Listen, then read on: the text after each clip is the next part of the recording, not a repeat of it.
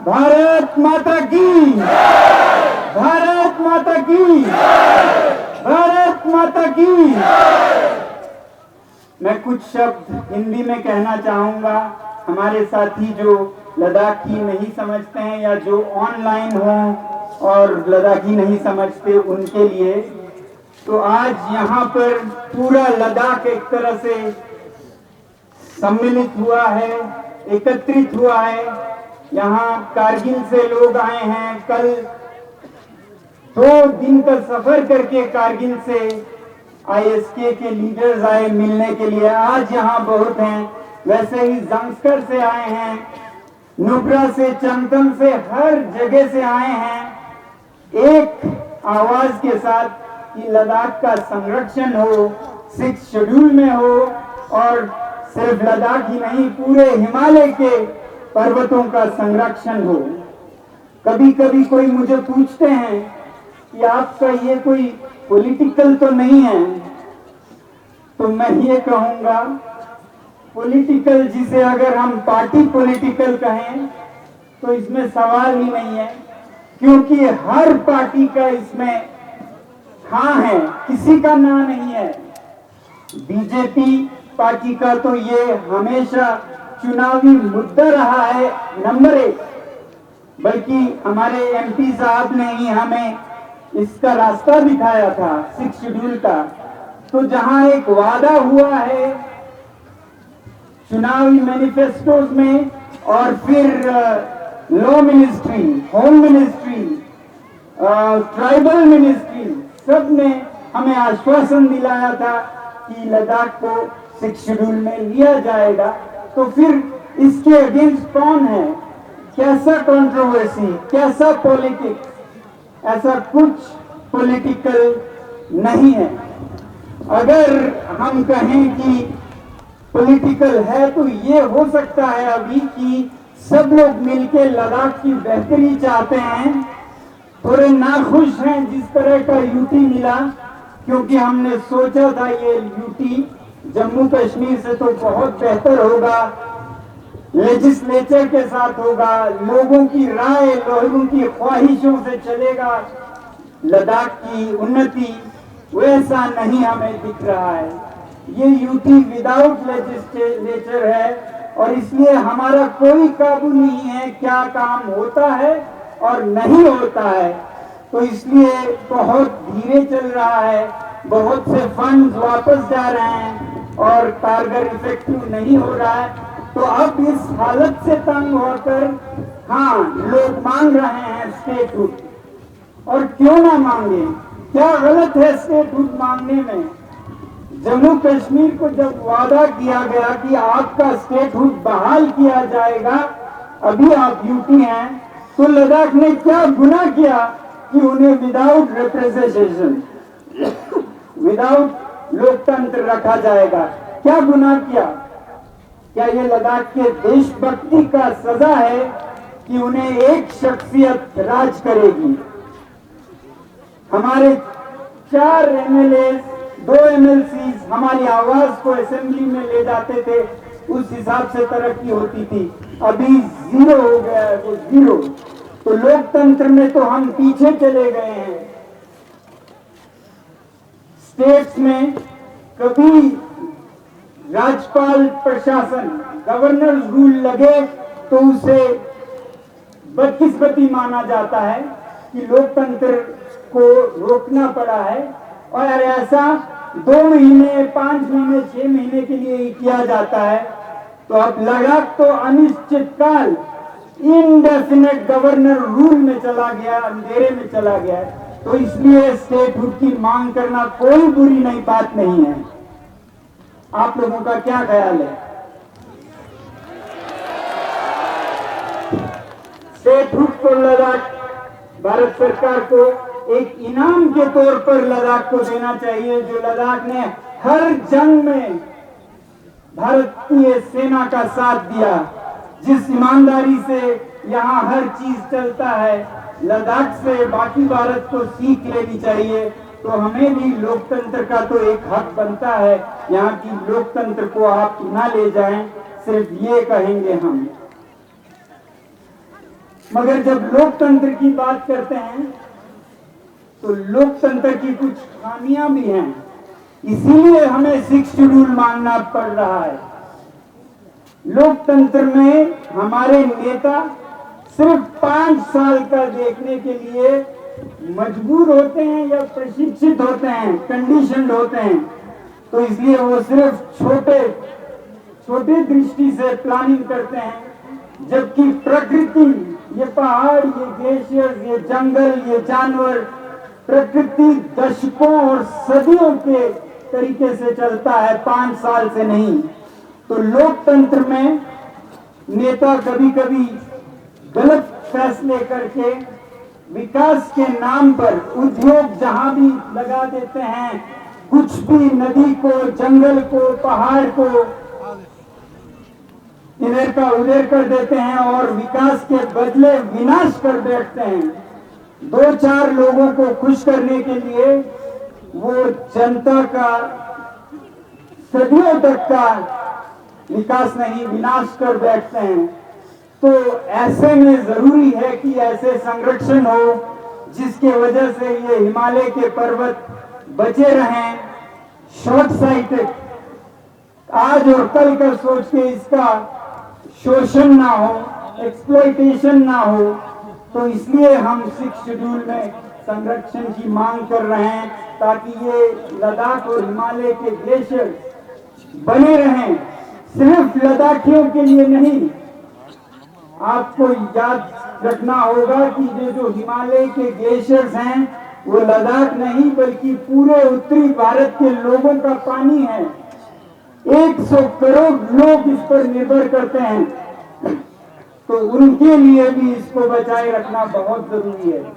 कभी कहते हैं कि क्यों संरक्षण करें हम, ये लद्दाखी क्या मांग रहे हैं? नहीं, ये आपके लिए भी मांग रहे हैं और हमारे संविधान के मुताबिक एक बात मांग रहे हैं। भारत का संविधान इतना सुलझा है, इतना अग्रगामी है कि ये एक विविधता में एकता, यूनिटी इन डाइवर्सिटी को सिर्फ टॉलरेट नहीं करती है, सहती नहीं है, बल्कि प्रोत्साहन देती है, संरक्षण देती है। और इसीलिए हमारे पुराने जो विद्वान थे उन्होंने संविधान बनने के समय आर्टिकल 244 उसमें शेड्यूल 5, शेड्यूल 6 रखा होगा तो सोच के रखा होगा ना कि ऐसे जनजातियों को, ऐसे क्षेत्रों को, इलाकों को संरक्षित रखना चाहिए।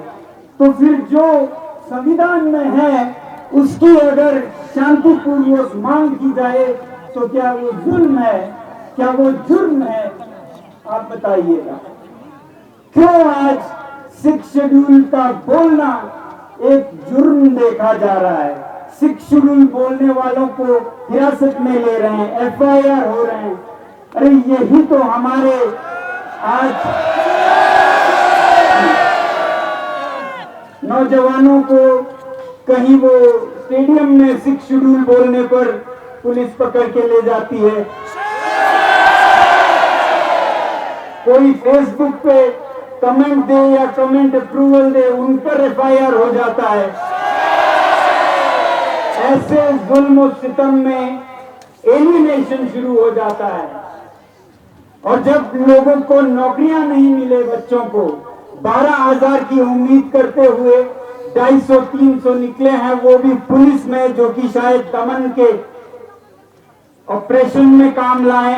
तो ऐसे हालात में एलियनेशन शुरू होता है जब युवा बेरोजगार हो और जुल्म हो और दूसरी तरफ संवैधानिक मांग को एक जुर्म की तरह देखा जाए। तो ये ना कीजिएगा।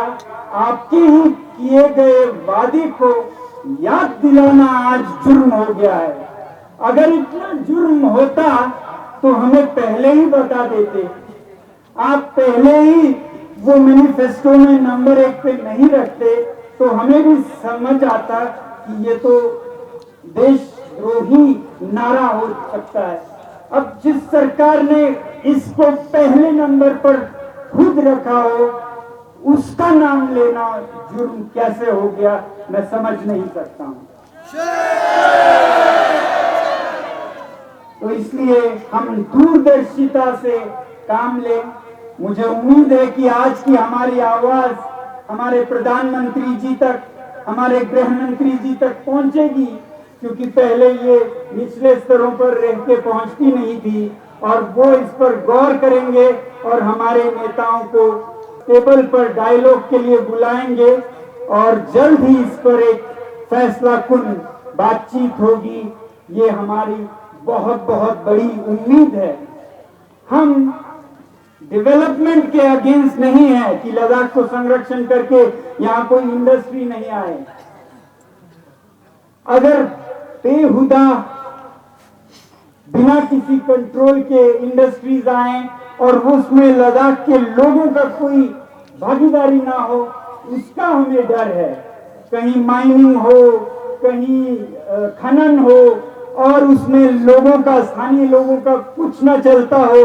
एक शख्सियत लेफ्टिनेंट गवर्नर के खुश होने पर कुछ भी करना मुमकिन हो तो ऐसा ही होगा, और कुछ दिनों में न लद्दाखियों के लिए ये पानी बचेगा, ना दिल्ली के लिए, न चंडीगढ़ के लिए, न लखनऊ के लिए, न पटना के लिए, न कलकत्ता के लिए। तो ये किसी के हित में नहीं है। इसलिए हम चाहते हैं कि इन्हें संजोए रखा जाए और बचाए रखा जाए, और लद्दाख के 6 शेड्यूल के इस मांग को पूरे भारत से समर्थन हो, और मुझे खुशी है कि ये समर्थन है भी।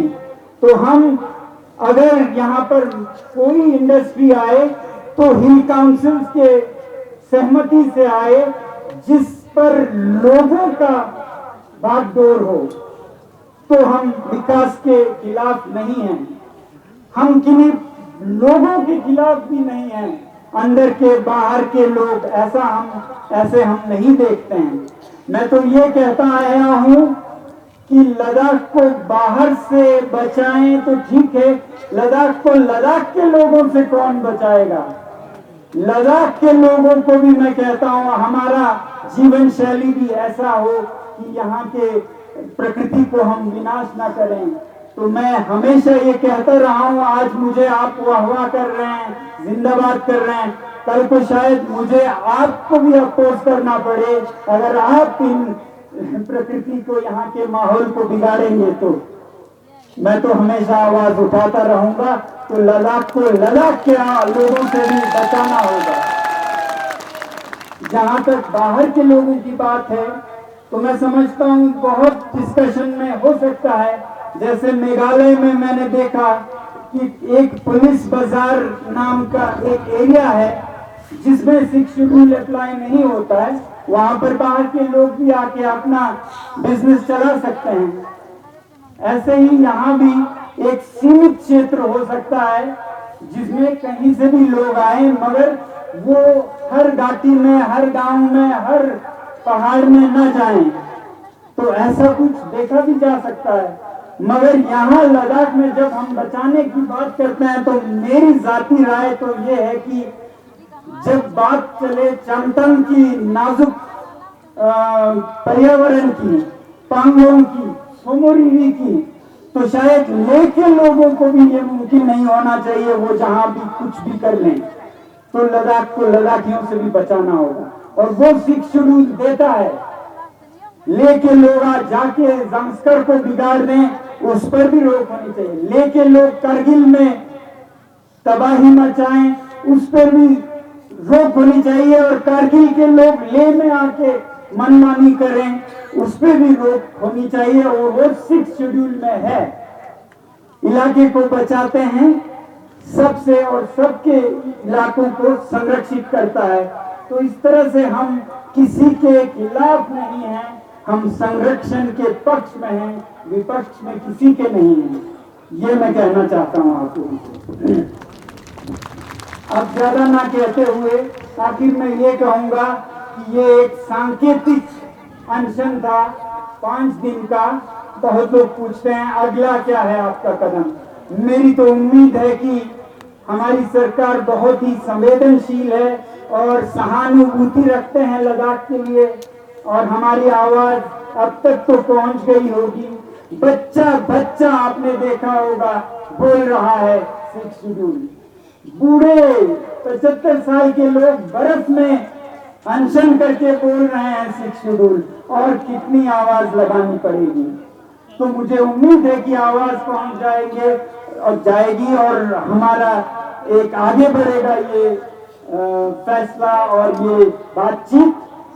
अगर वो नहीं होता है, अगर अब भी हमें इंतजार करते रखा जाता है, तो मेरा अपना व्यक्तिगत प्रतिज्ञा ये है कि अगला अनशन 10 दिन का होगा और उसके बाद 15 दिन का होगा, उसके बाद 20 दिन का होगा। जब तक हमारी सरकार हमारी आवाज को न सुने, ये बढ़ता ही जाएगा।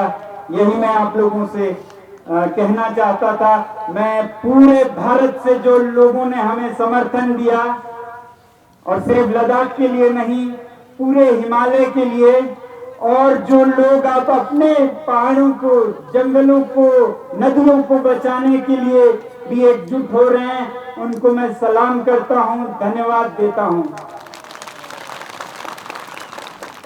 इसी बात के साथ मैं आप लोगों का फिर से शुक्रगुजार हूं। मैं तो खुद जो मेरे से हो सकता था वो करने की कोशिश कर रहा था। कहते हैं मैं अकेला ही चला था जानिबे मंजिल, मगर लोग आते गए कारवां बनता गया। शुक्रिया।